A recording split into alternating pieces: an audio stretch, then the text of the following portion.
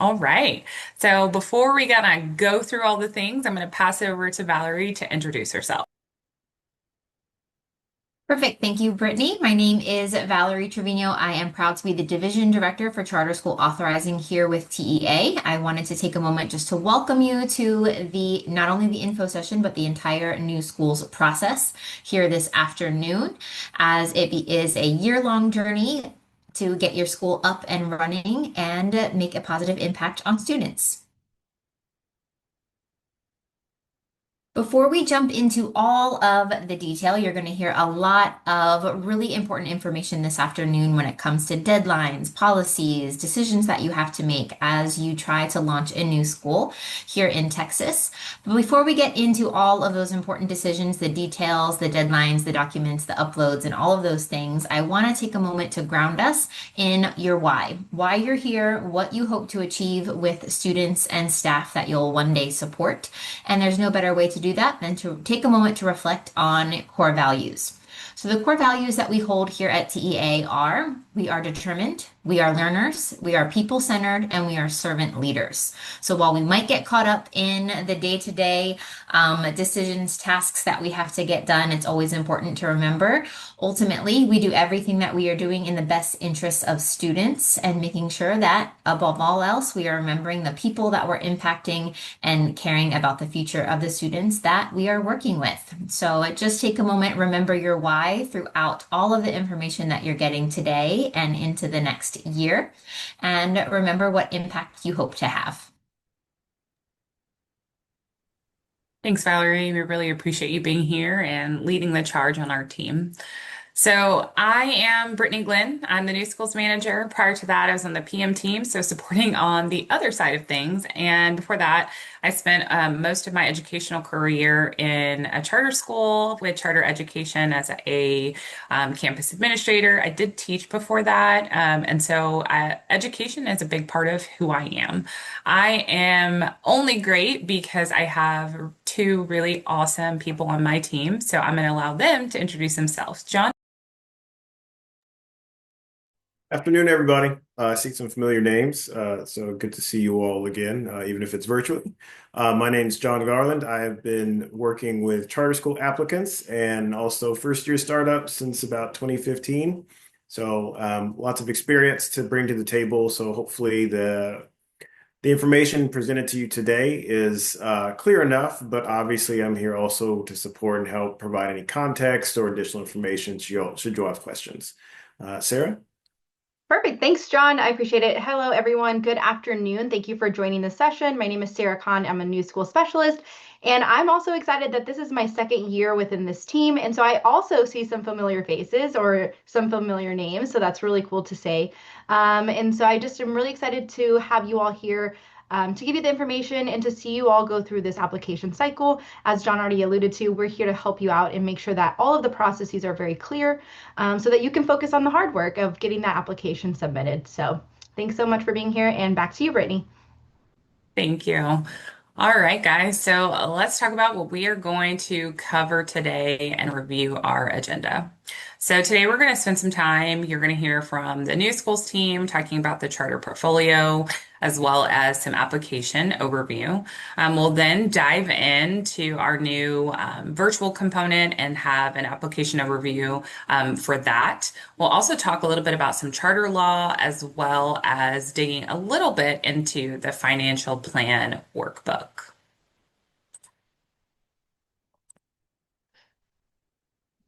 All right, so Valerie kind of grounded us in our why, so I'm going to push that just a little further and talk about the purpose of Texas charter schools. So we want to improve student learning, increase choice opportunities in the public school system, create those professional opportunities to attract new teachers, establish new forms of accountability, and encourage different and innovative learning models.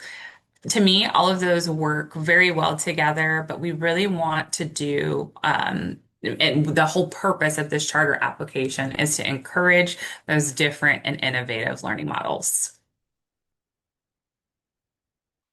So this slide is intended to support the historical narrative of charter schools in the state of Texas. So this marks the 29th year of charters in our state.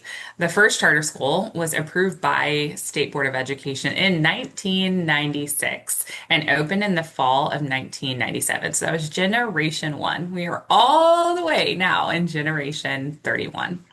The Texas charter portfolio has grown over the past 29 years from the first 20 that were awarded in 1996 to the current over 180 in the state, operating over 900 charter campuses. So we have definitely grown over the past 30 something odd years. So just to give you a little snip, John's going to talk a little bit more later about charter law, but what grounds us? So the School Law Bulletin, Chapter 12, is where charter law lives. Its first inception was in 1995 during the 74th legislative session. In addition, we have the TEC, the Texas Administrative Code, Chapter 100, that provides commissioners' rules for charters, and that's where some of the charter rules live. So other areas for charter education code and charter law may still apply, but we do refer to statute and rule in the application process. A couple of new things to highlight that we haven't before. SB 1615 establishes Sub-G adult education charter programs and their advisory committees. So these committees make recommendations to the commissioner regarding assessment tools and their satisfactory performance levels. So, and they also, lastly, help with accountability frameworks. And those frameworks measure academic growth, career readiness, post-grad outcomes, and wage and career growth. So SB 2032 explains opportunities for adult education, and some of those highlights include the bill limits the commissioner to granting no more than 10 charters total under this subchapter, defines eligible entities for operating adult education charter schools. It also notes that the entity or its leadership must have that proven track record of successfully serving adult learners, and it gives context about revocation and student cap. So if you would like to know more, this is the SB 2032 is a place for you to read about that. A few more notes about SB 2032. The commissioner is required to accept applications annually, beginning September 1 of each year for a 60-day window. Applicants who are denied can receive written responses for denial and an opportunity to correct those deficiencies in their application within 60 days. So I'm going to pause. That was already quick and fast and see if there's anything in the chat and grab a drink of water. All right. I don't see anything as of yet, so we're going to keep rolling. All right. So our timeline. This is the slide everybody wants to know about. When things are going to be due, what happens after this. So from the onset, you can see that our application takes about 7 months from when we release the application until the commissioner proposes award. So some key dates to highlight here. Application submission is October 31st at 5 p.m. You're going to hear that multiple times throughout this presentation today. So October 31st, 2025 at 5 p.m. Central Standard Time is when the application has to be submitted. External review will then run from November 17th to December 12th, 2025, and capacity interviews will run February 9th through the 13th of 2026. So some really key highlights there for you. So all of that kind of ending out with the commissioner's final decision on or around February 27th of 2026.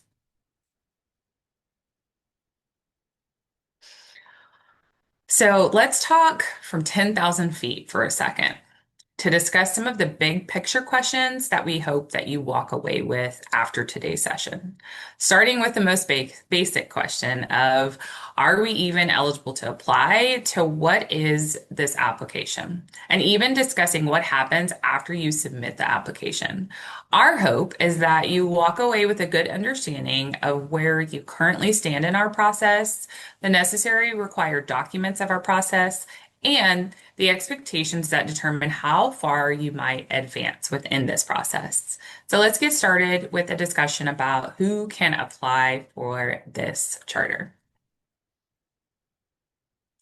So there are a few categories to be eligible to apply for a Subchapter G charter. First one, nonprofit entity, so an organization that holds the nonprofit status. Number two is a Texas independent school district, which is just a school district. Number three, a subchapter D charter holder. So, an organization that currently holds a charter that's authorized under TC 12 subchapter. And then the last one being Texas Higher Education. So, this is general academic teaching institutions, public junior colleges, or public technical institutes. So, those are our four eligible entity pathways.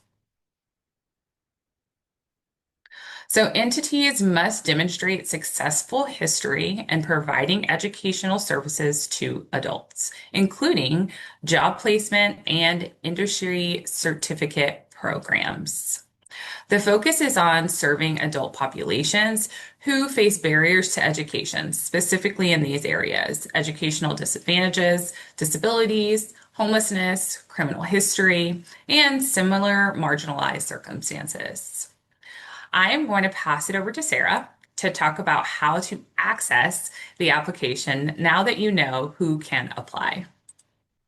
Thanks, Brittany. As Brittany named, we're going to talk a little bit about accessing the documents.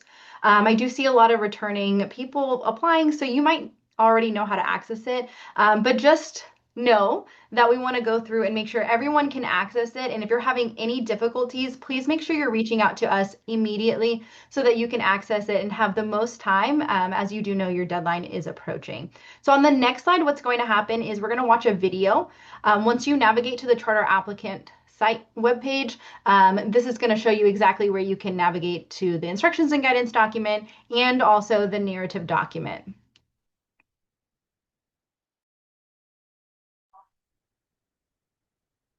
Walk you through how you can Okay, so now I'm going to walk you through how you can access your Subchapter G adult education application. So if you go to our charter applicants webpage, you're going to scroll down past all of the Subchapter D and Subchapter E, and you're going to find Subchapter G. You're going to want to find the headline that says application documents. The first thing I recommend is downloading the instructions and guidance document.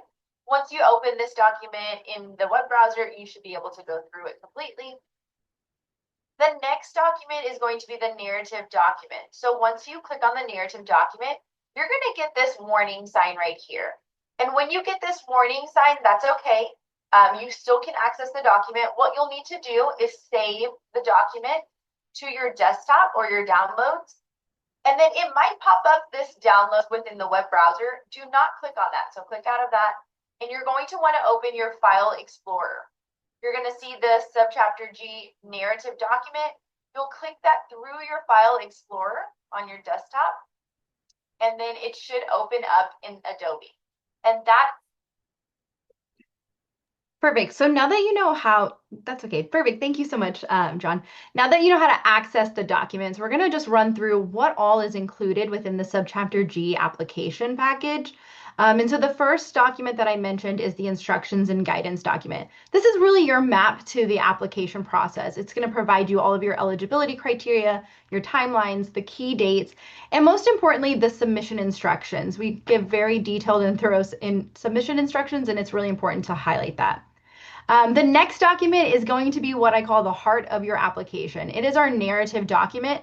It's going to house every single component of your narrative responses. So being able to access all of the questions and then It is a fillable PDF that consists of your executive summary, your application checklist, which is going to be important, your narrative responses, and then the letter of special assurances that you'll all be asked to sign.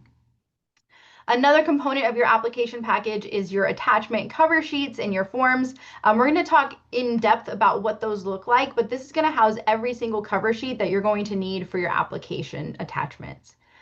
You'll also have a financial plan workbook component, and this will be an Excel document that's meant to support your budget narrative and your financial plan.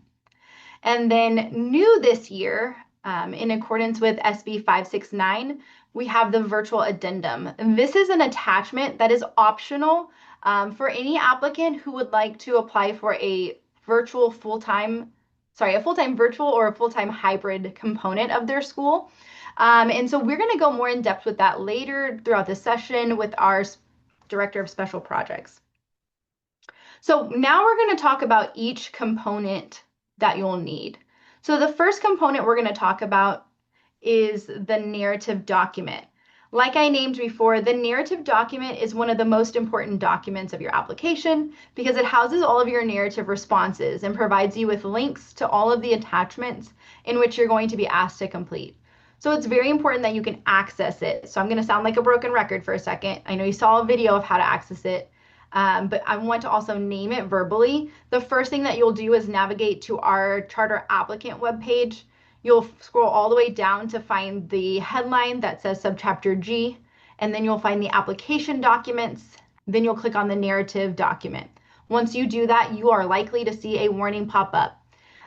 You are going to download that to your desktop or your downloads on your desktop, and you'll open it from your download file explorer. If you try to open it through the browser, you will get that warning. So just note that you'll do need to download.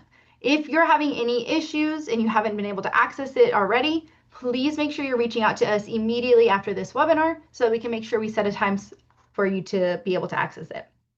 Great. So now that you have been able to access it, what is this? So once you're able to access it, you'll notice a couple of things. It's a fillable PDF, so you will type your narrative response directly into the document. And then it's also going to have expandable boxes. So we know that the narratives require some length at some times, and all of the responses will have expandable boxes. The next thing to note is for Subchapter G specifically, all of your evaluation and scoring criteria are actually embedded into the narrative document. So this is going to be something that you're going to want to make sure you're looking at, I would recommend before and also after you've completed your narrative component to make sure that you're hitting all of the criteria that's being asked of you. Are there any questions about the narrative document, how to access it, or the format of the document? So I'm not seeing anything in the Q&A. Reminder that if you have any questions, please just put them in the Q&A function and we'll definitely make sure we're getting to them. Perfect. So now we're going to talk about the attachment documents. First of all, you need to know that the attachments are hyperlinked on both the narrative attachment checklist page and also throughout the relative and corresponding narrative page for easy access. You'll find 3 different types of attachments. The first of that is just going to be a cover sheet. It's going to provide specific instructions for completing each attachment, and then each attachment must then be submitted alongside of the cover sheet. And it outlines it exactly how it's required. Another type you're going to see is a fillable form, and this is going to be where the cover sheet is actually the fillable PDF form, and you're going to type directly into this form, and no corresponding documents is required after it. And then lastly, like I mentioned at the start, you're going to also have an Excel worksheet for your financial plan workbook. Note that this is going to be opened, downloaded as an Excel document, and then should also be submitted as an Excel document. And we'll talk a little bit more about that. So I don't see any questions as of now. We're going to keep pushing forward then. So now we're going to talk about the drafting period. So coming back to our timeline, you'll notice that you have roughly 2.5 months to complete the requirements of our application. So we're briefly going to go over some of the most important questions that you're going to encounter while drafting your proposal, such as when is my launch year, what are the education program requirements, what are the instructional requirements, and how can we engage TEA during the draft period. And we'll also briefly discuss the role of selecting instructional materials during the drafting process, and how you'll engage with us. So the first thing to talk about is your launch year, and this is a huge decision that you will need to make from the onset of your application. You're going to need to determine if you are going to apply to have a startup year or not. This decision will greatly impact the way you're going to respond to your narrative questions. In addition, if you opt out of a startup year, you will be required to complete an additional narrative component for the ready to open and then 4 additional attachments. So it's really important that you're clear on whether or not you would like to have a startup year or if you're going to opt out of that startup year. What you'll see noted is that if you do opt into a startup year, your earliest launch is going to be in 2027. And then if you opt not to have a startup year, then that means you could be opening your doors for as early as August of 2026. In addition, it's very important to note that if you opt in for a virtual component, either a full-time virtual or a full-time hybrid component, you will be required. Again, it is required that you have a startup year if you choose to opt into a virtual component. So in short, just know that you have the option to either apply to have a start in August of 2027 with a startup year, or you could also apply for no startup year in that you would begin serving students as early as August of 2026. So the next thing we're going to talk about is the education program requirements in accordance with SB 1615. In order to be awarded a Subchapter G adult high school, not only do you need to have a program that allows individuals to complete their high school diploma and offer those industry-based certifications, but you are also required to provide access to career readiness training, post-secondary counseling, job placement services, childcare at no cost to students, and life coaching services. In order to fulfill those, you can also, John, we're going to the next slide, sorry. Thank you. In order to fulfill those, you can also partner with the Texas Workforce Commission approved provider to assist with meeting the educational requirements. So that's just something to know. Now, shifting gears a little bit, we're going to talk about the high quality instructional materials. So we want to reiterate some of the expectations and information around the instructional material requirements for charter schools. To be clear, charter schools have the ability to design, select, and implement instructional materials at a local level. However, charter schools must still cover 100% of the TEKS, or the Texas Essential Knowledge and Skills, that form the foundational curriculum in Texas. So here at the agency, we provide many resources to guide in planning TEKS-aligned materials, but we've also in recent years created the open education resources, which are free materials for the public use and have been evaluated through the rigorous vetting process called the IMRA process, which is the Instructional Materials Review and Approval Process. This is a pretty new process, and we're going to talk a little bit more about that process in just a second. So keeping on high quality instructional materials, when you're thinking about HQIM, you will not only be asked to identify what materials you will be utilizing, but also how you intend to continuously monitor that they're in compliance for both the quality of the materials and regarding state law. You'll also be asked to describe which industry-based certifications you will offer and what materials you plan to use and how you chose those specific industry-based certifications. Are there any questions about the high quality instructional materials or the kinds of questions that you might see in your narratives?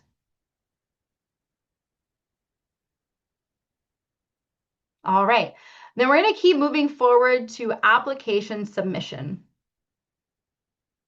For the next few minutes, we're going to talk about the submission process, addressing when it's due, what you'll include, and where you're going to submit your documents. So the first thing that we want to make sure that we all know is October 31st at 5 p.m. Central Standard Time. Again, Texas has 2 different time zones, so we make sure that you know that is 5 p.m. Central Standard Time. And it's very important that you are turning it in by 5 p.m. We will not accept paper submissions. It is going to be an electronic submission. We'll talk about that, and it's also detailed at length in the instructions and guidance document. You may submit your application prior to the deadline. However, please note that once you submit it, it is final and we will not allow you to resubmit. So it's really important to take that time to make sure you have all your documentation in order. And again, October 31st, 5 p.m. Central Standard Time is your due date. So let's talk a little bit more about the application submission. Um, the documents that you're going to need to include for your submission when you submit them.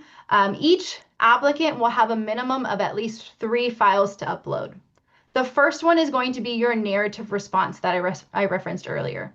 As a reminder, this is where all of the questions are located and where you're going to put all of your responses, as it is a fillable PDF. You'll also need to make sure that you're signing your letter of special assurances that are also located in the narrative. That's document number 1. Document number 2 is your attachment documents. And noted how I said it was document number 2. You're going to take all of these documents and combine them into one PDF file. We'll refer to this document as the attachment submission document. And we're going to discuss how you can assemble that file on the next slide. The third document that you're going to submit is your financial plan workbook. Please note you will submit this as an Excel file, the same format in which you download it and complete it in. Please do not save the workbook as a PDF for submission, and we will not accept any other format than Excel. I'm going to say that again because every year we get submissions as PDF. Please make sure that you're submitting your financial plan workbook in the Excel format. Then, like I said, at minimum, you'll have 3 documents to submit. However, if you choose that you would like to opt in to the virtual addendum or the virtual component, you will need to fill out the virtual addendum. So again, if your organization proposes to operate at least one virtual or hybrid campus, you must also submit the addendum that's listed within the application attachments. So let's talk about how can we assemble the attachment submissions. As I mentioned earlier, we are going to require that this becomes one big PDF file. And there's really a couple of ways for you to do this. For our more tech savvy folks, you might simply just want to combine all of the PDFs in Adobe. For some people who might have it easier, you could just print it out and then scan it in as one big file. Again, the key word is that we just are asking that you submit one file for the attachment submission document. You want to go from all of the different attachments that we're asking you to provide to one big PDF file. It's also important to note that in the instructions and guidance document, within our submission instructions, we're also asking that you please put the page numbers in the bottom right hand of the corner. It's very important so that when it's going through review processes, it's very clear on which page, and when you're getting feedback, you'll have accurate feedback. Lastly, we're going to talk about where you actually submit this. Again, I named at the beginning of this that you're not going to submit a paper copy. Long gone are those days. Instead, you're going to provide a uploaded copy into what we call share file. That link can be found in the instructions and guidance document already. What is share file? Well, it's like similar to a Dropbox or a cloud-based storage. You basically take those 3 or 4 files. Again, we only have 3 or 4 of them, depending on if you're opting into the virtual, and you'll upload it into the share file. You'll use the drag and drop feature, and it's very straightforward, but we highly, highly recommend that if you're having any difficulty or you're just not sure how to utilize it and you would like us to model it for you, if you can reach out to us in advance so that we can make sure that you know how you're going to submit it. The next thing to note is that please flatten all of the attachment documents before you're submitting it. That just means that you are making sure that it's not able to be edited so that we're able to have it all in one documentation. Any questions about attachment submissions? Any questions about submitting your documents or anything I've covered so far before I pass it over to Brittany to talk about the review process?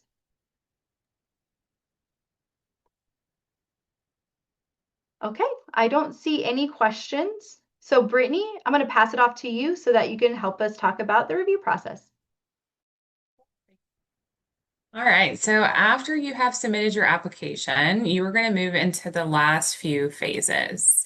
Completion check, external review, preliminary decisions, and then the preliminary decision remedy period. So let's dive into what happens after you submit your application, how and what can be fixed after you submit, what the application and how it goes through evaluation, and what happens after that review process. So what happens after you submit your application? It does not go into share file storage. We pull it, we start this process.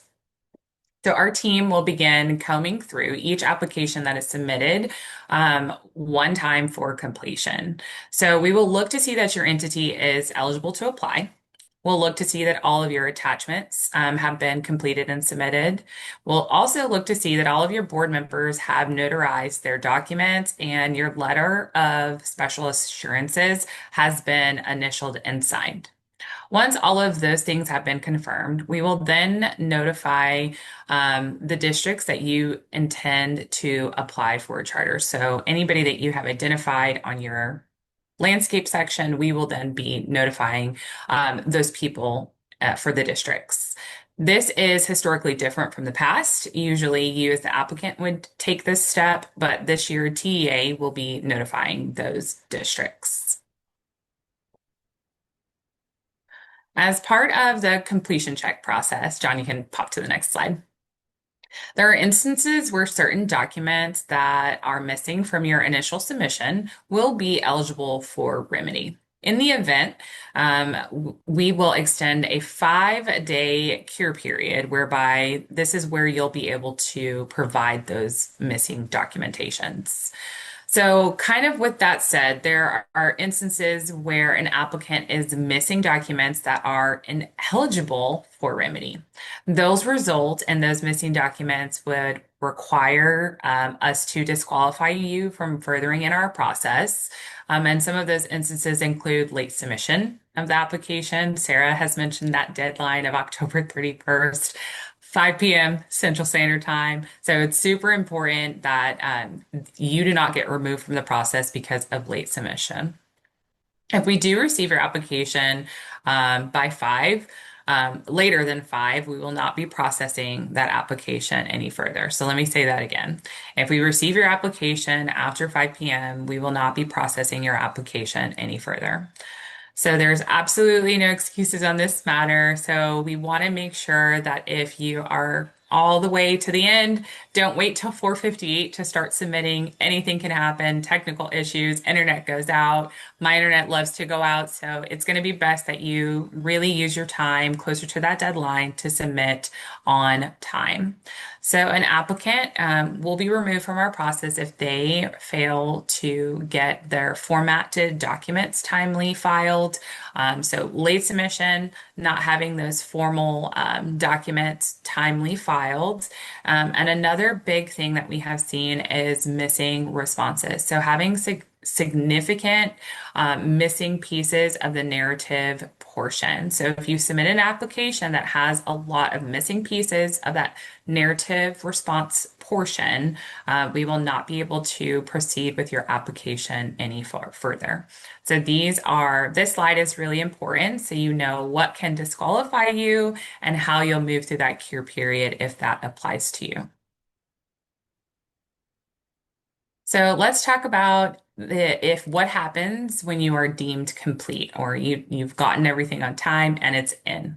So all applicants that are deemed complete with their application are then scored for quality. Please know that TEA does not score these applications. It is done by a group of highly qualified external reviewers. Each application that is deemed complete is scored by 5 separate reviewers. The 5 separate scores are then averaged together, dropping the highest and the lowest reviewer score. Whichever is higher, the adjusted score or the average score is taken. So we are looking for a cumulative average of 85% or higher. In the event that an applicant has an average score that lands between 80 and 84%, the application is then sent to a 6-reader score. So if you make a cumulative average of 85 or higher, your application then moves to the next phase of our process. For those who do not earn that minimum cut score, your application is removed from the process, but you are more than welcome to reapply in the next application cycle. So let's talk about what happens after this review process. Post-external review, there are two different tracks that your application could take. So let's talk through the first one. What happens if your application receives that 85%? You will then be notified and invited to capacity interviews. You may also provide an explanation for your external review performance. However, it's not required. If your application does not receive an 85%, then you will be required to provide an explanation, which is a narrative, for your external review performance. Your ability to advance in this process will be determined by the strength of that response. Failure to respond in the given timeline will remove you from the process. So you have two tracks here. Let's review the capacity interview dates, and they are February 9th through the 13th. Closer to that timeline, you'll be given your exact date and time of when your capacity interview will be held. And then let's also talk about who will participate in these potential capacity interviews. So, who participates in the capacity interview process? So, at minimum, our team employs the help of other content area specialists within the agency to assist with us vetting your proposal. These topics, areas that are included in this, and the people that we reach out to come from charter school law, emergent bilingual programs, financial compliance, high quality instructional materials, and special education. So we're going to round out the conversation and finish with our timeline, where we will discuss what happens after capacity interview, when the commissioner will make his decision, and when would an awarded school potentially open. Post-capacity interview process moves pretty quickly depending on the launch year that you have chosen. So the Commissioner of Education will review all applicants and make a formal decision on or around February 27th. If awarded, the contingency process will then begin. Once all contingencies have been approved by the agency, you will then be awarded your charter contract. It is very important to note if you opt out of a startup year, that gives you June and July to really prepare for an August or September opening. So this is critical for you to think through as you prepare your ready to launch attachment. The last step of our process is on the next slide. So the launch year option, should you choose to take a startup year, you will be connecting with the new schools team as we prepare for your startup in August of 2027 launch year. So as a reminder, for those of you who opt in for a virtual component, you will be required to take a startup year. So if one of those attachments that you're going to upload is that virtual addendum, you will then be required to take a startup year. So we have told you a lot of information while John is showing you our contact information. Any questions about the process, kind of start to finish? Okay, I don't see any as of right now. Just a little plug. I want to make sure we are aware that we do have a support seminar. It is going to come on September 3rd, and it will be from 10 to 11:30. This one is going to discuss full-time virtual and full-time hybrid. There will be a space where you guys can ask potential questions, but we want to make sure that you know that that is available. All of the other dates for our support seminars are also listed on our website, so please take a look at that. All right, so since I do not see any questions, and if you are ready to go, you should have the ability to share your screen. And if we see any other questions, we can make note of it as you continue.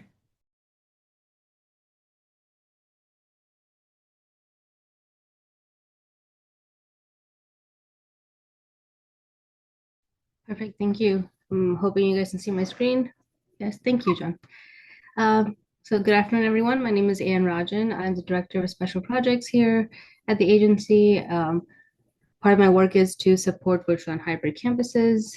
And sorry, as part of the application this year, I've heard it multiple times during the presentation, there is an opportunity to add a virtual hybrid campus as part of the application, and I'm here to speak a little bit more about that today.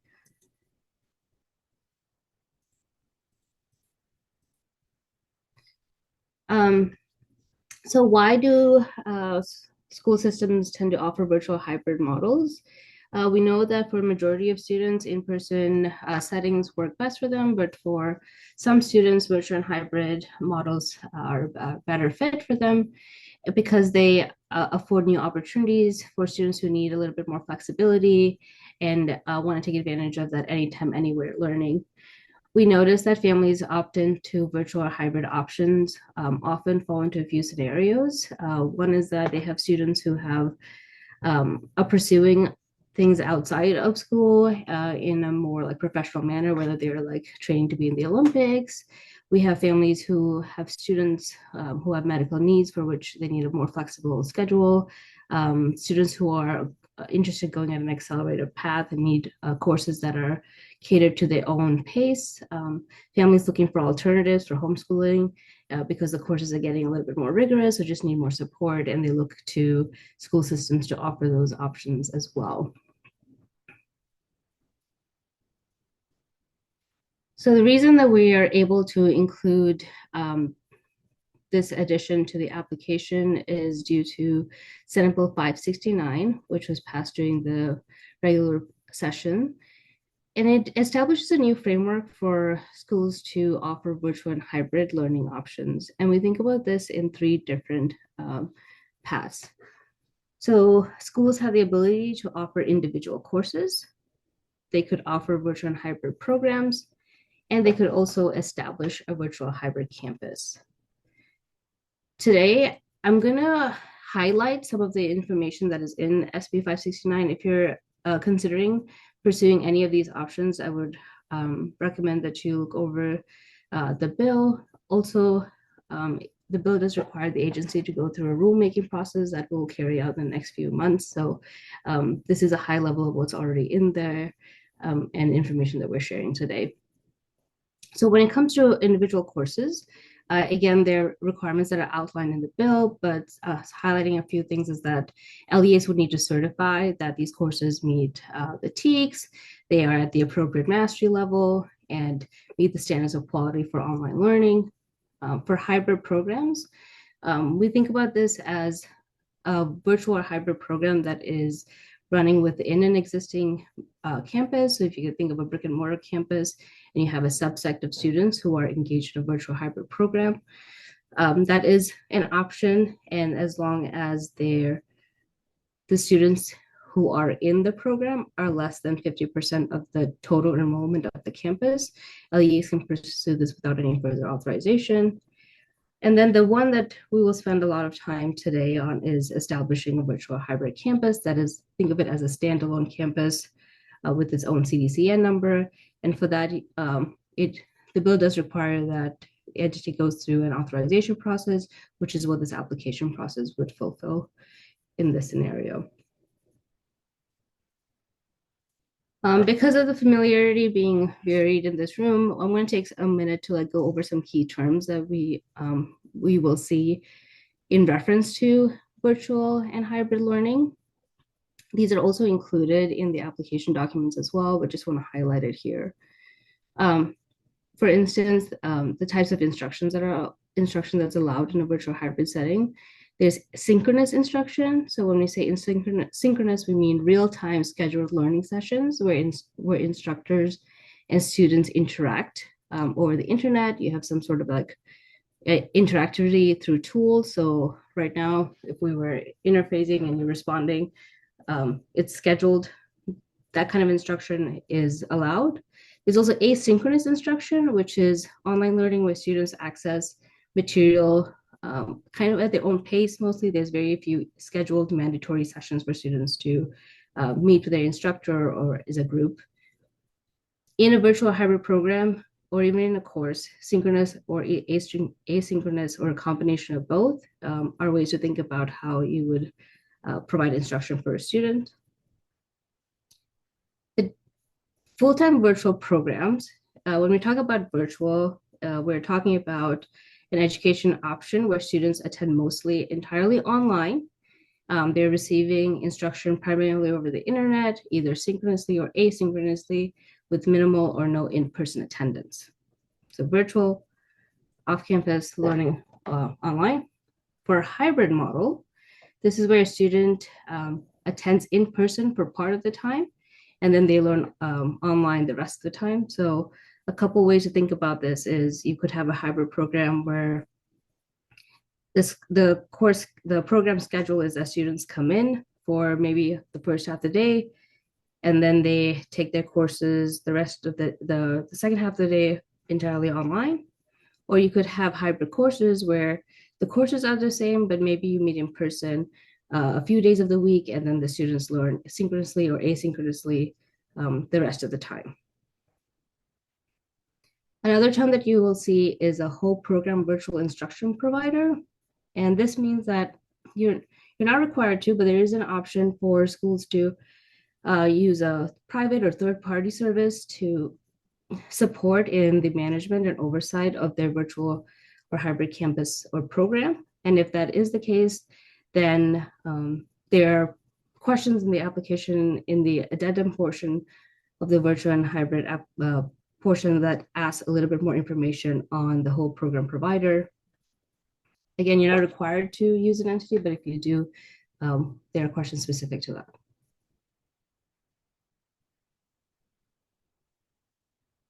Okay, for virtual and hybrid campuses, as I mentioned before, to establish a campus with its own CDCN number, it must be authorized to operate. So this is the process to receive authorization for that. A virtual campus is considered when like at least 50% of students enrolled in is enrolled in a full-time virtual program. That would be considered a campus. And the same thing for a hybrid campus, where that threshold is at least 50% of the students are participating in that program. The funding for virtual and hybrid campuses are different than if you were just offering courses or programs. In this case, funding for a full-time virtual hybrid campus will be determined based on the number of full-time equivalent students enrolled at the campus. And that number is then multiplied by the charter school's average ADA or the state's ADA, depending on if you have other campuses or not. Another key difference here is like authorization. Once you receive authorization to operate a full-time virtual hybrid campus, that continues unless the campus receives a D or F rating for 3 preceding years.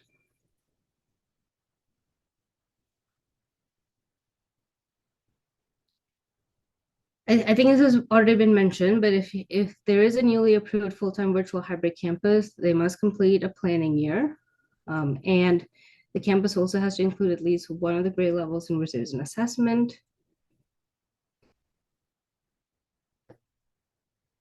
Student eligibility requirements are also a little different under SB 569. So again, I'm just highlighting a few pieces. SB 569 goes into more detail. So one of the things for a student who's eligible to enroll in a full-time virtual campus is that the student had to have attended a public school in the state for a minimum of 6 weeks in the current school year or preceding school year, but they meet one of the other requirements that would make them eligible to enroll in a full-time virtual campus. For a full-time hybrid campus, students eligible to enroll as long as they're eligible to enroll in a public school.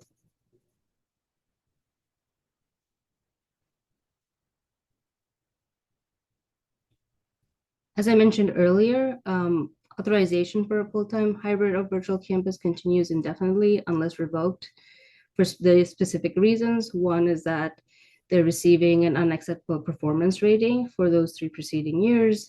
There's a special investigation that's conducted that requires a revocation, or in the case where, say, there is a third-party, private or third-party entity that is considered no longer eligible to provide services, and then in that case, a campus who's using that provider could also have that authorization revoked unless another alternative provider is approved.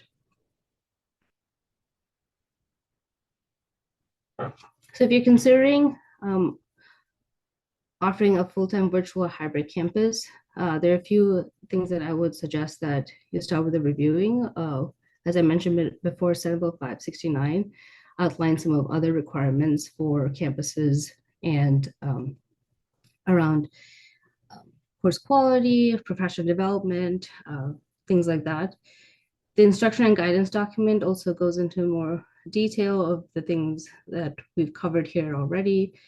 The addendum for virtual and hybrid campuses, if you take a look at that, there are questions that are specific to the model, and it aligns with the authorization process that SB 569 requires the agency to gather information on. And then there's an assurance document as well that relates to virtual and hybrid campuses specifically.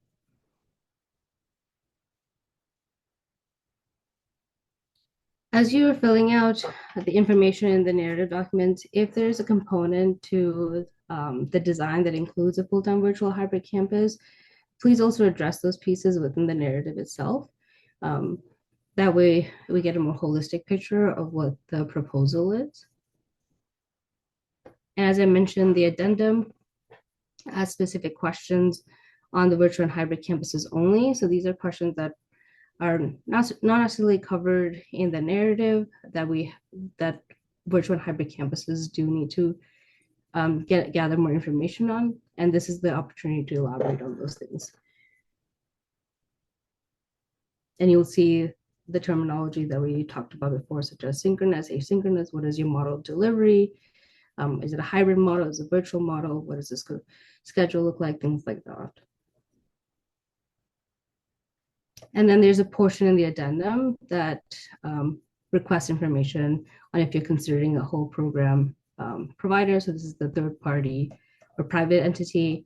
And then we would be requesting information on like what kind of services would you want from the provider, and the questions that are presented on the screen. I won't read all of it, but just drawing attention to like this is where we would gather that information. Okay, if you have any questions, please drop it in the Q&A feature. Happy to take a look at it now. And I will stop sharing.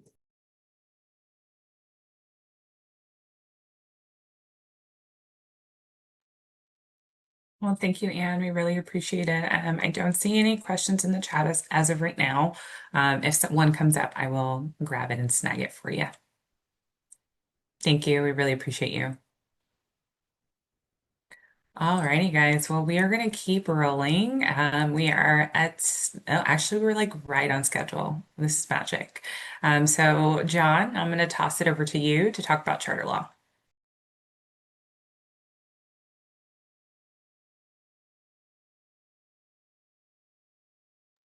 Alrighty, can you all see the screen? Cool. I'm going to get us off schedule because this is not going to take 20 minutes. That'll be my job today. But I do want to spend a little bit of time with you all today to talk about just some selected legal issues that are going to be applicable specifically to Subchapter G, the adult education charter schools. A lot of this presentation is going to just reiterate what Brittany said and or what Ann just said with just a little bit of nuance. All right. So in terms of eligibility issues, Brittany already mentioned that there are 5 eligible entities that would be able to apply for an adult ed charter, a sub G. The first one's a nonprofit entity, and I want to take 2 seconds to really dig down in this and make a point of distinction, simply because I see there's a couple people who I recognize from our Subchapter D process, our open enrollment charter school process. And in that world, we typically say nonprofit entity, but we also mean tax exempt status. For our sub G purposes, statute just says nonprofit entity. So to be clear, some governmental entities can be tax exempt, but they're not nonprofit, right? So just want to be sure that you all meet the eligibility requirement as a nonprofit filed in Texas. Number 2, school district. Brittany already mentioned this. This is going to be your traditional ISD. Charter school, we will come back to that, so put a pin in that one. And then I did want to point out for 4 and 5, while number 4 says general academic teaching institution and number 5 says institution of higher education, those have very specific meanings within the statutes that are referenced in Subchapter G. And so if you go to Chapter 61, Subchapter A, or of those sections or those subsections, you will see a very definitive list of organizations and entities that qualify as either that general academic teaching institution and or that institution of higher education. So just encourage you all not to make assumptions that you all would be eligible under 4 or 5. Go and make sure in statute that your entity is reflected in there. Okay, so coming back to number 3 for a second, and charter schools. So again, just in terms of art, typically when we deal with subchapter D or E or just collectively as charter schools, we typically say like open enrollment charter schools. But that's not the case for subchapter G in terms of eligible entities. I want to be very clear that if you have a charter school already in Texas and you're wanting to apply for a subchapter G, that you hold a subchapter D open enrollment charter school. So just want to be clear and just making distinctions where necessary.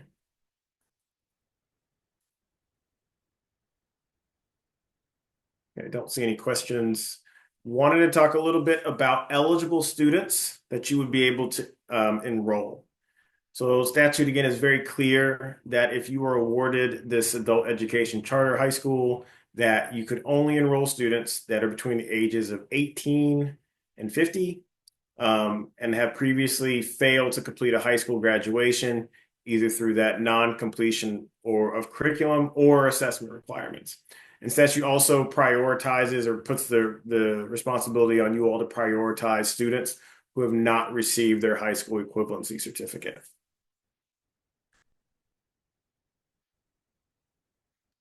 All right. So Ann already talked about this, but again, we're going to sit with this for a second. Eligible entities, should you want to propose operating a virtual campus, whether it's a hybrid, full-time hybrid, or full-time virtual.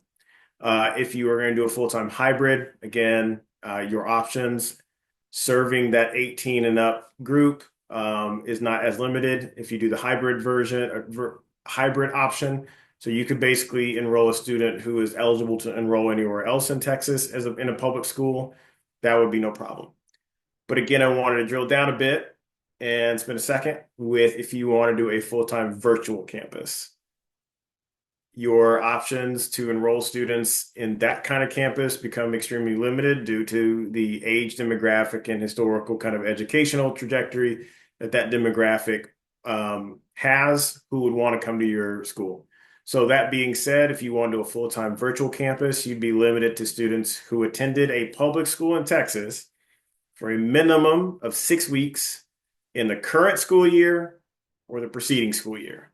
So before you say, Mr. Garland, how's that work with adult learners? Again, we completely understand that, but in the absence of rule at the moment, we're going with the very clear statutory eligibility definition. So that's the first one. The second one are for students who are not required to attend public school in Texas due to non-residency in the preceding year. So this kind of scenario would happen, right? You might have out-of-state folks who come in who did not have to attend school in Texas during the previous year. They would be eligible to enroll in that full-time virtual campus. Also, again, any students that for whatever reason would be a dependent of a member of the United States military who's been deployed and or has been placed in substitute care in Texas. So again, I'm just going to leave that on screen for a hot minute for you all to digest that and make sure that if you do have questions about it, you ask and we can address them. Okay. All right, moving on to governance topics. These are a bit more straightforward. So subchapter G, where you all are sitting in now, is pretty much like subchapter D, our open enrollment charter schools, our historical charter schools, in that if you were awarded, your entity will be beholden by provisions in the BOC, the Business Organization Code, specifically those that govern the nonprofit corporations. Under that chapter, just as a reminder that your entity, when you submit, needs to have a minimum of 3 board members. And then we advise that any questions that you might have regarding that you don't reach out to us. We won't be able to answer that, but you should direct those questions to the Texas Secretary of State's corporate division. Okay. And staying on that, we also want to just remind everyone that your entity, should you apply, will definitely be subject to TOMA as well, Texas Open Meetings Act. If you need more information about that, you can go on to the Attorney General of Texas's website. Once we post this slide deck, you'll also be able to access these if you don't find them online before that, where you can look at any TOMA resources listed on that website, as well as the latest Open Meetings Handbook.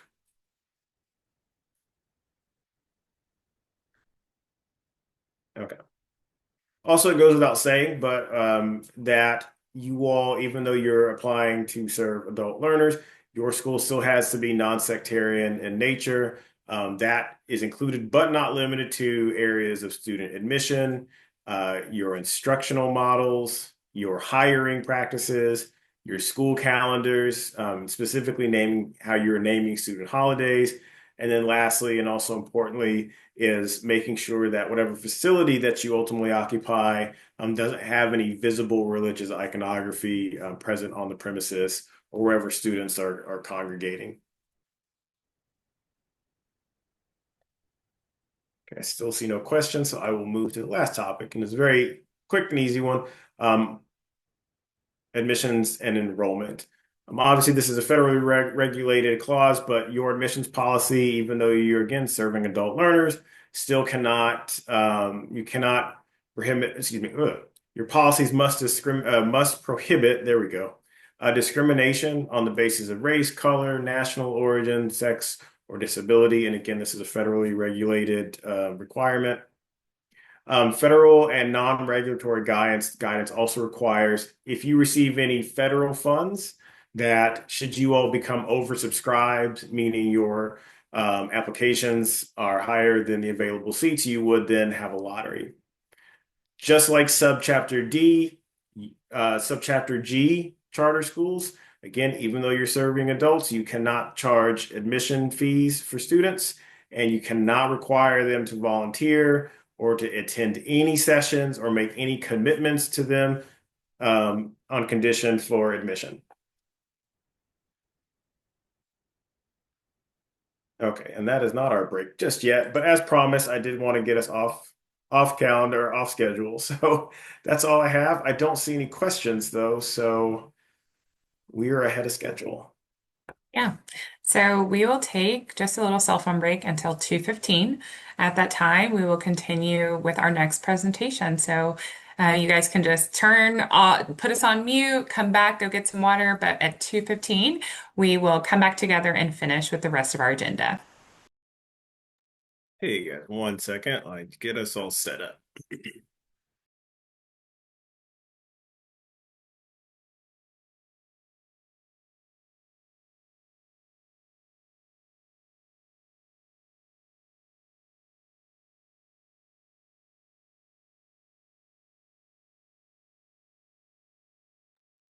All right, can you all see the financial plan slide?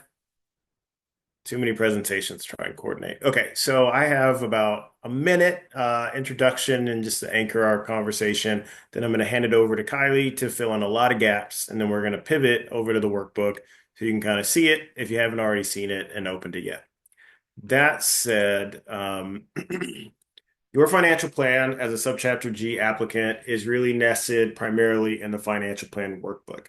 So as Sarah said earlier, the workbook is a very robust Excel document. You're going to download it as that Excel, fill it out, and upload it, submit it as that same Excel document.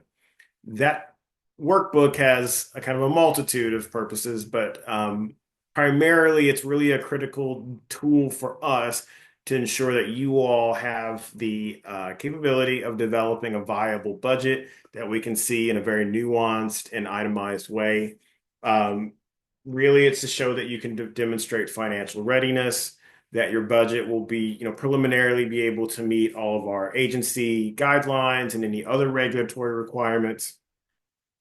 really looking to make sure that that budget is demonstrating your ability to, show structured planning. And then lastly, again, you are going to have a multi-year contract if you're awarded. So we want to ensure that that budget for at least the first 5 years is going to really outline a longevity, a viability, and not just something that's going to get you through the first couple of years. So as Kylie starts talking about her areas and we take a deep dive into the workbook, really want to anchor ourselves in really three big domains to which we're looking at this workbook from. The first one is enrollment and attendance projections, this calculating state aid, and then also just recognizing that as we go through this workbook, we'll point it out that this can also be a valuable tool for you all in terms of seeing what the financial impact of enrollment, attendance, et cetera, and what that will do to your funding as you modulate it.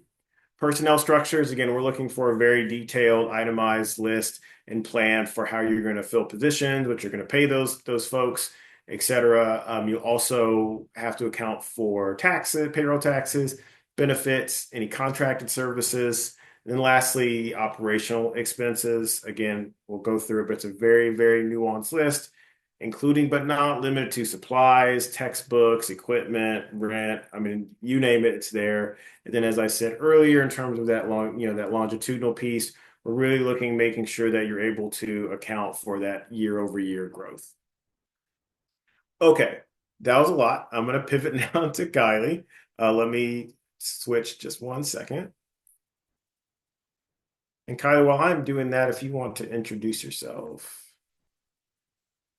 I think you're on mute. Can you hear me okay? Yes. Perfect. I'll go ahead and do my introduction now while you're getting ready. As John said, my name is Kylie Bettis. I'm from the State Funding Division, and I am here to present two of the tabs in the workbook, the enrollment and the SOF tab. I'll be presenting how the functionality works for those two tabs, how they work with each other, and we'll go through some examples in the workbook. So without further ado, that's all I had for that little introduction. Okay. So we're going to talk about the functionality of these two tabs first. I'm going to start with the bottom bullet. As you work through the application workbook, state funding recommends that applicants start at the top and slowly work your way down the enrollment tab section by section. There might be certain line items that feed into each other. So you need to do step one before you get to step two. And then as this slide says, the enrollment tab is going to be a green tab, which means it's open for data entry. You're going to see white data fields, aka cells, that you can enter in certain figures. You're going to see that the SOF tab, which stands for Summary of Finance, which is the report that you will see the breakdown of your total state aid. That will be a blue tab, and it's protected, meaning you can't really access it. It's there for informational purposes, and it will take the data you enter in the enrollment tab and will incorporate it into certain line items and funding components, just how your actual SOF report will appear. There will be, as I mentioned for the SOF tab, non-white cells that are protected and provide more information and background for the line items or columns that it's in. You'll also see these little red corners on certain cells that will be notes. So when you hover over that red corner of the cell, it'll expand a little note with more information and more guidance on how to fill out its related cell. Throughout the entire enrollment tab, you will see data entry for enrollment estimates with 3 exceptions, which is going to be the transportation section, the college career and military readiness outcomes bonus section, aka the CCMR, and the additional funding. We'll get into those in one of the following slides. Now, if you can go, yep, perfect. So when we get to the enrollment tab, the first section is going to be for total enrollment. It is broken down into the enrollment bands as described in the Texas Education Code 12.263 B and C. I'm talking a lot. Is this recorded, by the way? This is recorded, right? Okay, so good, because this is a lot of information. So like I said, You're going to enter in the enrollment based on the duration the adult learner is anticipated to be enrolled for the school year. Again, I'll provide an example when we go to the workbook, but you'll see that there are 5 basically enrollment bands that you will put or divide your students or your adult learners into based on how long you expect them to be enrolled in the school year.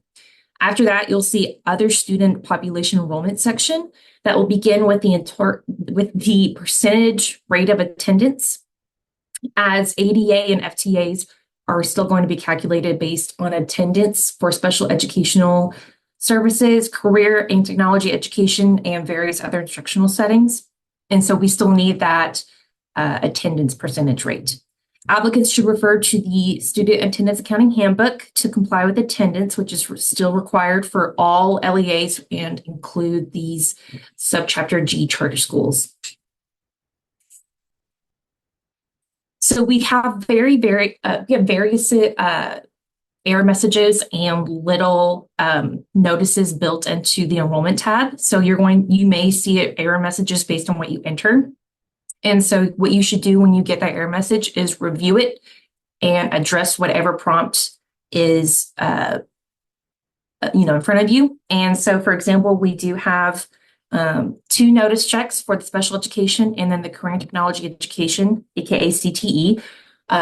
These are going to be little warnings on line 89 and 90 that, again, we'll show you when we get to the workbook.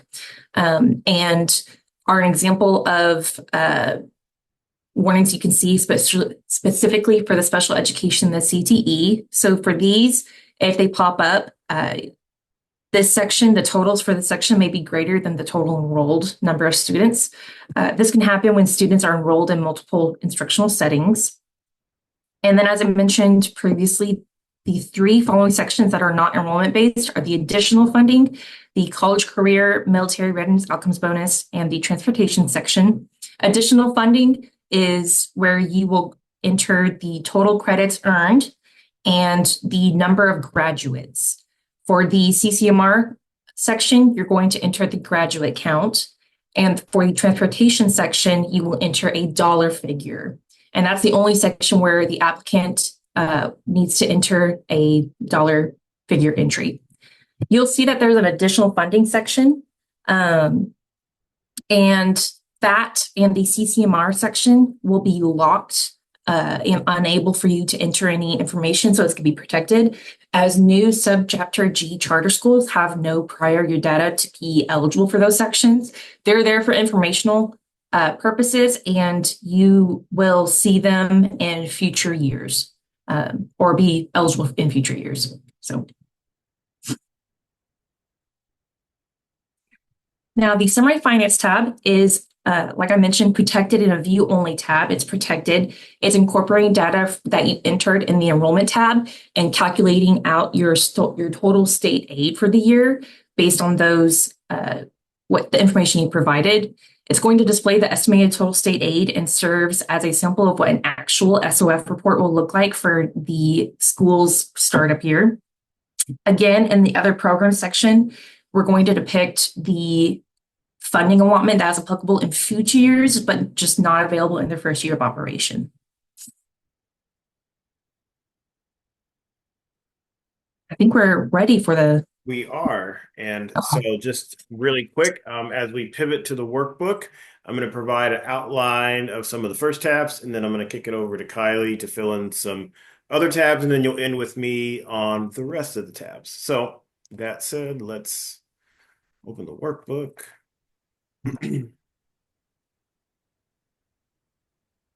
Okay, can everybody see that?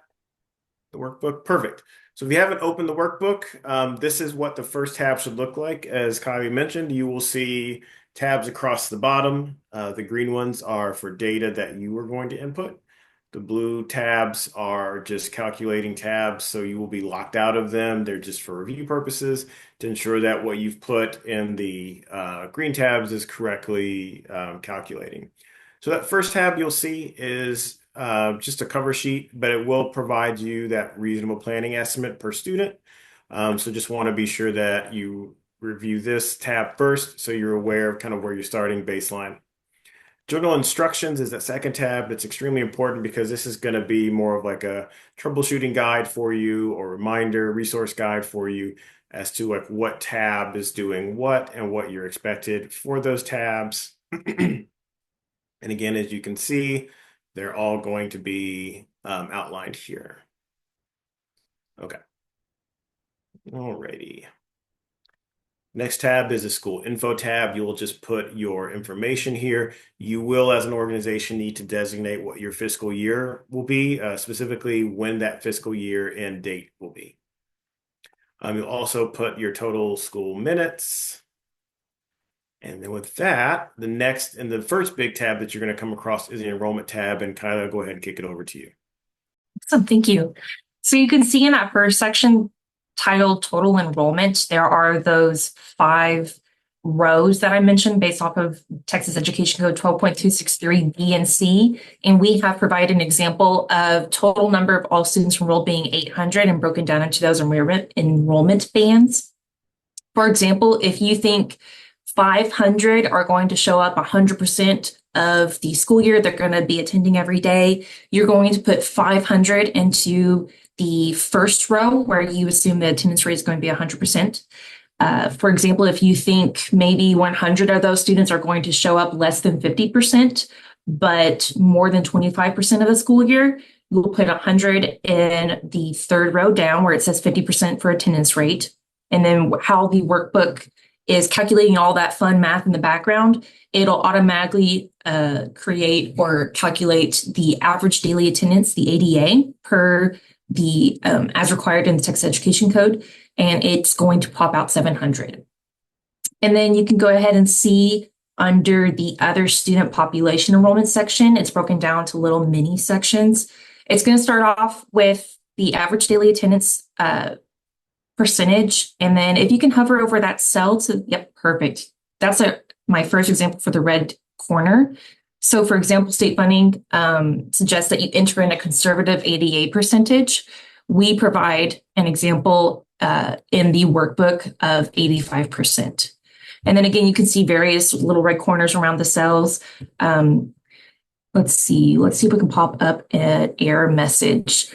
So if you can click on one of the cells under the startup year and just kind of, I think, type in a couple letters and then hit enter, and shouldn't allow you to enter ABC or something like that. So for example, you're going to get various error messages like this. Again, we just suggest you read the message and you answer the prompt. So for this one, it's not going to allow any non-numerical figures. So again, you just got to delete it and retry. You can see right here under line 40, as I mentioned, there's going to be 2 notice checks. So special education student count is 112%, meaning it is greater than the total number of students enrolled. So you're going to see on line 89, if we could go ahead and scroll down to that one. Thank you. So we have 2 notice checks and they're in orange. So under special education notice check, if you can hover over that right corner again. Thank you. So if this notice is displayed, then the sum of students in special education instructional arrangements 01 through 98 is greater than the number of students enrolled in row 17. Please ensure data is correct prior to submitting. This notice occurs when enrolled students are in multiple instructional settings. So we again just have these various notices. And again, we have another notice check for career and technology education, if you can hover over that one. Thank you. So again, just like the special education section and the career and technology education section, you can have, it's possible to have more than 100% enrolled because students can be enrolled in various or multiple settings. So this is just here for you to double check and make sure you're not double counting, that you have everything double checked and entered in accurately. And then if you can scroll down to the first section, let's see yep, okay. And then scroll down to additional funding. That's what I meant for the non-enrollment.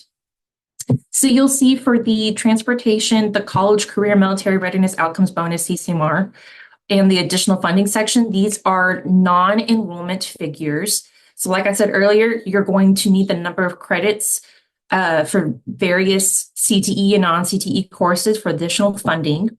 For the CCMR section, you're going to need the graduate count. And then you also, I believe, yes, you need the graduate count also for the additional funding section. And then the transportation section is dollar figures only. You'll see that also for the additional funding in the CCMR section, that startup year is locked. You are unable to put information in there because you are a new charter school and you will not have the prior year required data to be eligible. Let's see. And then, yes, so we have some more fun little notes. So if you can hover over one of the protected cells under additional funding. Like insert, yeah, perfect. So for example, again, startup data not applicable as the section is based on prior year data of a fully operational adult education program charter. So again, when you're doing the enrollment tab, start from the top and work your way down, and just pay attention to what the red corners, aka the notes, are requesting or providing guidance on. And we have just various notice checks and error messages. Just be sure to answer the prompts and take your time filling these out. And then let's go ahead and go to the SOF tab. Thank you.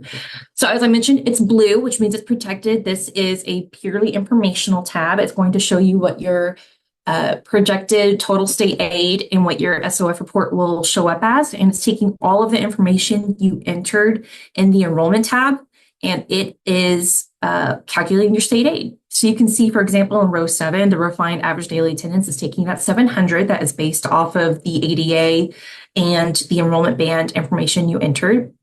We also provide the line items such as the labeling and then the related weights or rates that is being taken into account when the math is going on. So go ahead and scroll, if you can slowly scroll down.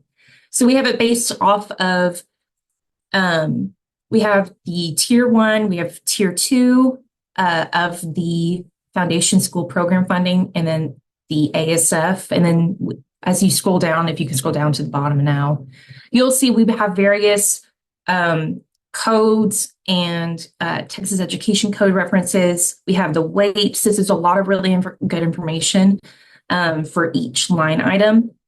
And then you'll see what I mean by the tier 1 and tier 2 subtotals. And at the very, very bottom of this very long tab, you'll see the tier 1, the tier 2, just broken down into those little subsections. And then you'll see your total state aid at the very bottom, where I'm talking about the ASF, the Available School Fund, and then the Foundation School Fund funding components. We have, as I mentioned, the other program section is a purely informational tab, or not a tab, section that the charter school will not see any funding for because they're not, they don't have the prior year eligible data, but you'll see that in subsequent years, and you'll see an allotment eventually come into that line item. Again, it's just purely informational. I think we have another little fun red note. I think we have 2 of them. If you can hover over, yep. For the startup year, adult education program charters are not eligible, and the funding stream is dependent on prior year student data. And then can you hover over the other programs? Yes, perfect. Again, other programs is not calculated as part of the total state aid. The section is to depict where you would see these funding streams appear on the summary of finance for future years. And so those are those 2 tabs. And then for more information, I don't know if I name dropped my email address at the beginning, but you can reach out to me at Kylie, KYLEY.Bettis, B as in boy, ETTES, at tea.texas.gov. And you can also reach out to Charter School Finance at tea.texas.gov. We also have on our state funding website for TEA various school finance topics that are PDFs of a lot of really good information explaining various funding allotments. And we have one specific one-pager for adult high school charter school funding. So please take a look at that. I think that's all I wanted to add at my little end of my presentation. Yeah. I appreciate it, Kylie. Yes, feel free to reach out to Kylie, but just as a caveat, and we'll talk a little bit more about this as we close out. We are a bit limited and what we can offer you all in terms of guidance and or support as an applicant. So if you reach out to Kylie, she is not going to be able to tell you what to put in your workbook, but she obviously can talk about the mechanics of state funding, et cetera, to clear up any sort of big sort of black letter law issues. Okay, close us out. So Kylie mentioned the importance of the enrollment tab. The next one over are going to be your course IDs, course service IDs. You will need to fill this out. Your personnel, as I had mentioned, your personnel is going to cross 5 years. So let's say I want to do superintendent. I will have to categorize my superintendent. And then I will have to assign a salary. So my starting salary. And let's just say year one, I will have one superintendent, but let's say, let's see, principal. Let's just say, let's just say we're gonna do 70, just as an example. But let's say my principal, I'm not gonna bring a principal on full time until year two. Let's say in year one, they are going to be half-time or part-time. You would include all of your staff from startup year all the way to year five. You're going to project their salaries, the number of FTEs that you're going to have per year, but also you will account for any total year raises that you're going to offer as well. So again, this tab should be thoroughly complete. And then the next big tab is going to be your startup year one assumptions tab. So this is going to cover your assumptions based on your state revenue. Here, it's already auto-calculating what your total state revenue would be. Any federal revenue services here, other federal revenues here. Just as a reminder, and this is the workbook that you all have downloaded is updated, but you all are not eligible for the CSP grant. So that is a charter school program grant. That's the federal startup grant that our subchapter D entities apply for. As a subchapter G, you are not eligible. And so again, the workbook that you open will have that grayed out or say not applicable or something like that. So just to be sure when you do submit it that there's not a number figure in that cell. Expenses, the expenses, again, you're going to itemize those expense assumptions. As you can see, as Kylie was saying about the corners, there are plenty of tool tips here to help you figure out what those expectations might be or count towards in those expense categories. And again, I'm not going to go through all of it. It is a very nuanced list, but I did mention earlier about payroll taxes and benefits and contracted services. So you will account for all of those there. And then school operations, I mean, again, itemizing it down to field trips, office expenses, etc. And then there's a sort of roll up at the bottom, and you'll be able to review it at the top as well. So those are all the tabs that you're going to actually input data into. And as we mentioned, the blue tabs are secured. They're just calculating and for your reference as well as ours. So for the budget tab, it's just going to, again, show a high-level overview. I'm sorry, it's going to show an overview of your summary of revenue and expenses. But I did want to take a minute and just point out the importance. As Kylie said, you want to work from the top to the bottom for each tab. But I'm going to add on to that and say you need to work from left to right because each of the tabs is borrowing information, calculating information that you're putting in a previous tab. So if you jump tabs, you're likely to get error messages because it's likely that something that it needs to use as a calculation has not been completed yet.